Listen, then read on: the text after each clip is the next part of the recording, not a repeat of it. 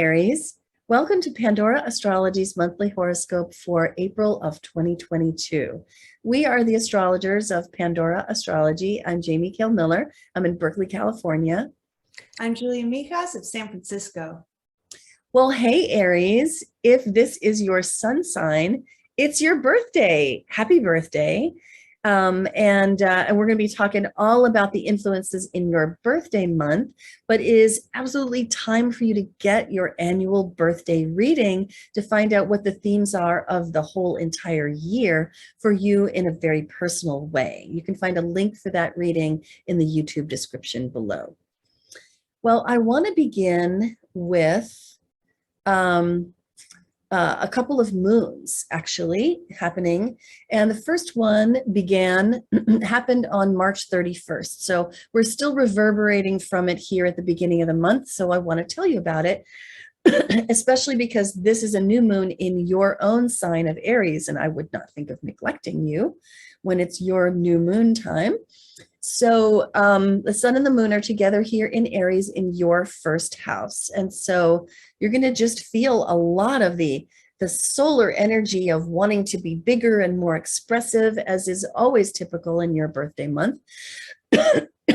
And but also mixed together with the big feelings of the moon in Aries. So you'll just be feeling so enlivened and so, like, I don't know, scrappy and feisty, as Julia likes to say. So this moon we're calling honest words, clear intentions.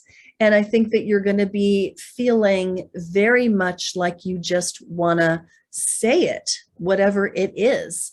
And a lot of things are likely to blurt out of your mouth under this moon, just saying. Which doesn't have to be a bad thing, but I think it's important to pay attention to not having one's tongue be sharp and also not having one's words be blunt either, especially because Chiron is connected with this moon as well. So you can find out more about this moon actually in our March 2022 news playlist on our YouTube channel, Pandora Astrology. I strongly encourage you to check that out. The next moon I want to tell you about happens on April 16, and that one is a full moon in Libra, the sign opposite to yours. Here's the sun still in Aries in your first house, and the moon in Libra right here in your seventh house, really bringing up relationship themes very, very strongly. This particular moon is quite emotional, and it's got some themes around power and control mixed in with it because of the square to Pluto. However, there is a lot of help from very social and very well-regulated Saturn and Juno. So if this moon makes you want to get into an argument with your partner, whether that's a business partner or a spouse, and you find that a lot of controlling stuff is flying through the air, then it's really time to sit down in a well-regulated conversation, possibly with the help of friends, because Saturn and Juno appear in the house of friends. So you may find a friend or another coworker who likes both of you and can get you out of that difficult spot. So there's definitely room for support and transformation of the relationship in a good way. Then the last moon I want to tell you about is actually an eclipse, and it is happening on April 30th. This is a new moon in Taurus, which falls in your second house of food, body, and money, the things that connect us with the physical world, issues of safety, security, abundance versus scarcity. So this is an eclipse, and it's a solar eclipse, which means that this is an occasion for you to see your own shadow through your behavior. So pay close attention to your financial behavior under this eclipse. How do you manage your money? Take a look at how you run your money and what your practices are around your money. And ask yourself if there is any shadow behavior going on, stuff that you would ordinarily not look at and really hope to avoid looking at, but which looking square in the face could yield some pretty good like clearing away of that stuff. And so this one we've named Change Through Peaceful Stubbornness. Change is likely to be slow under this particular eclipse, but it can be real and lasting. So check out the videos in our April 2022 news playlist if you want to find out more about these moons. The last thing I want to say before turning this over to Julia is that Ceres, the cultivator, has been traveling along through your third house. And I don't want to neglect Ceres because I think Ceres is really important, but I spoke to this quite thoroughly back in February. So you should check out the February horoscope if you want to understand what it means that Ceres is passing through your third house, and just know that by next month, May, she'll be in your fourth house instead. So Julia, what's the good word about Mercury, Venus, and Mars for the Aries of the world? Wow, there is so much going on, especially with Mercury this month, Aries. So let's jump into it. Mercury is moving super fast. So that means Mercury is covering a large swath of the zodiac this month. It's going in 3 different houses. Mercury is the planet that represents communication and mentation. And when it's moving this quickly, it's kind of like the opposite of Mercury retrograde, because that means that all Mercury related things are actually flowing very well. So that could be communication, plans, technology, strategy, writing, that kind of stuff, learning too. So Mercury begins the month in the first house. And we really covered this transit in our last month's video. So it's only in here for a few days this month. So if you want to hear a little bit more about that transit, then I encourage you to check out our last month's video. But what I will say is that on April 2nd, Mercury will be exactly conjoined the sun, like perfectly conjoined. And that's known as Greater Epiphany Day. And these epiphany days are usually the bookends of retrograde cycles, and which are just larger mercurial cycles in general. So this epiphany day is kind of marking the end of that whole retrograde thing we went through earlier this year, and starting us off on a new path forward with everything moving quickly now. Now, greater epiphany days are really great times for gaining a bit of clarity, having an aha moment, making some connections. And this is all happening in your first house of self. So the first house represents how you project yourself out to other people. Mm-hmm. It can also have a lot to do with your physical appearance. It can also have a lot to do with your body. So it can be a health house as well. So you might be having some connections and some aha moments about, how you present yourself to others, maybe a little bit about your health too, or maybe changes you want to make to your appearance, or maybe changes you want to unmake to them too. Then on April 10th, Mercury enters her second house, and it's going to be here for most of the month. And the second house is the house of your finances, your possessions. It can represent buying and selling too. So with Mercury in this house from the 10th to the 29th, you could be a bit preoccupied with your stuff and your money. Maybe you're thinking about how to get more money, expand business. Maybe you're thinking about objects you'd like to acquire or things you need to sell off.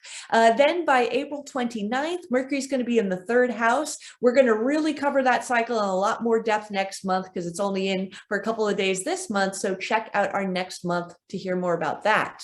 Now, we still have Venus and Mars to cover. I'll start with Venus first because she's everybody's favorite. She represents art, beauty, and relationships. And for the first few days of the month, she's in the 11th house, which is a nice social period with your friends. Then by April 5th, Venus is going to enter your 12th house. And the 12th house is the house of the subconscious. It's a very ethereal space. It's very spiritual. It can have to do with things which are greater than ourselves, like a cause that you fight for, or charity or service. The 12th house can also be a little bit of a tricky place too, because it's known as the house of self-undoing as well. So it can be where we sabotage ourselves. Now with Venus here, this is a very pleasant transit for the 12th house because the 12th house is also very isolated. And having Venus in the 12th house means that maybe this month you're going to draw a bit socially, maybe spend more time on your own, or if you have a partner, just one-on-one together. Venus in the 12th house can also find pleasure and joy in all things spiritual, or perhaps getting involved in something that's greater than yourself, like maybe doing service work or even donating something anonymously to somebody. I noticed with the 12th house, it tends to be a bit more anonymous. So that's a wonderful, wonderful use of this transit, and it can be very lovely for all the spiritual types out there. Now, Mars is also going to be in the 12th house too this month, but I'll first talk about the first 14 days of the month where it's in the 11th. Mars is a planet of action and activity, and wherever we can have it, we can be very driven, but where we can also run into conflict. So the 11th house is the house of your friends. It represents any groups you're a part of. It's also the house of your long-term goals. So for the first 14 days of the month, you could be feeling very driven, trying to pursue some long-term goal of yours. And it can also be a time of also increased competition among friends, maybe not seeing eye to eye with them, or kind of wanting to go about things more on your own than with a group. Now, by April 14th, Mars is also going to be joining Venus in the 12th house too. So when Mars is in the 12th house, that means, Mars can also represent our anger, and the 12th house is a very sort of diffuse place. It can represent the greater collective and be very non-specific. So Mars in the 12th house can sometimes mean people can get a little itchy and irritated out of nowhere and not really know where the cause is. They just kind of get into a funky mood out of nowhere with no direct cause.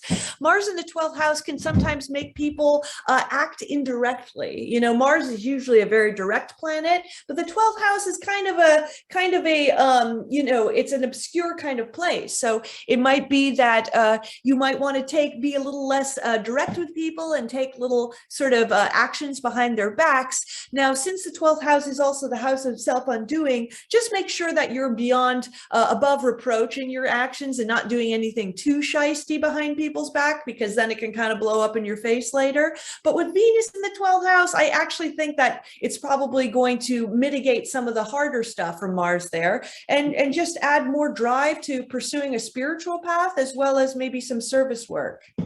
Love that. I'm going to talk about Juno, which starts the month in Aquarius right here in your 11th house. And I talked about that in depth in the February horoscope. So you should definitely go back and check that out. But this month it's changing signs, moving into Pisces here on the 20th, which is your 12th house. And Julie has been talking about your 12th house a lot. And Juno is social, similar to Venus, but really more about being a social leader, about helping people to connect with each other, about connecting oneself with other people. Juno's a real schmoozer.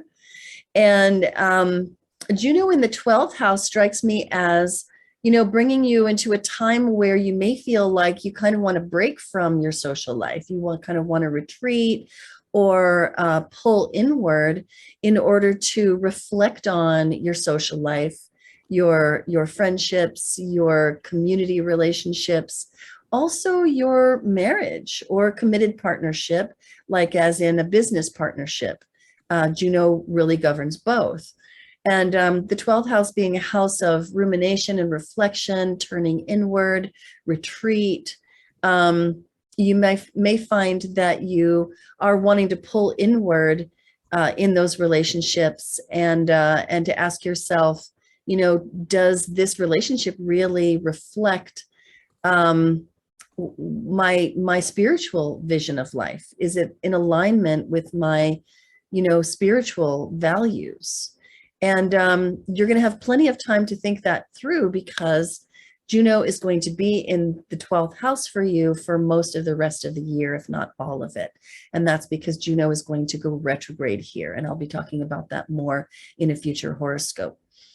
So the next thing I want to talk about is that on April 19th, the sun changes signs. It starts the month in Aries, of course, your own sign and your birthday. happens if it hadn't already when this month begins.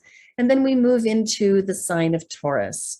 Now, the sun is a life-giving force, and the sun symbolizes the sun in a chart, and by transit symbolizes the life-giving force of course, the great luminary in our actual skies, but it also symbolizes attention. And wherever you shed the sunlight of your high quality attention, things can grow. And in this case, the sun is moving into your second house, i.e. the sign of Taurus. And this is a house of your finances, your money, also your values, your possessions, the chief of which is your own body. And this is a house of good stewardship of your physical self, making sure that your body is safe, that you've got good shelter, good clothing, good habits, and are eating good food. So shining some high quality attention into those areas this month is definitely called for, because things can grow if you do. Then the last thing I want to talk to you about is the transit of Pluto. Pluto has been moving along through Capricorn for more than a decade. This is your 10th house, which is the domain of career. Pluto makes us feel vulnerable in any area it's passing through, and also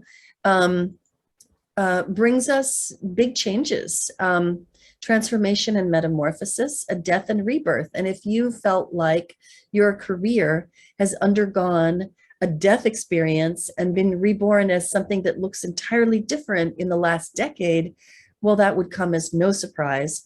And it's entirely tied to Pluto's transit along your 10th house of career. So if you happen to be having a Pluto transit to a planet in your own chart this year, then when Pluto goes retrograde around the 29th, then you will feel it. And that is a signal that the transformation that you're going through this year is going to deepen and become more intense over the coming few months. And if you want to understand Pluto transits a little bit more, you can find a link for that in the YouTube description below. Well, hope you enjoyed this horoscope today, Aries. You will find your horoscopes for your sun sign and your rising sign on our website, pandoraastrology.com, in the horoscope tab. And you can always check out our classes or get a reading with us on our website, pandoraastrology.com, and find the news of the month on our YouTube channel. And until next time, we'll see you around the cosmos. Bye-bye. Bye-bye.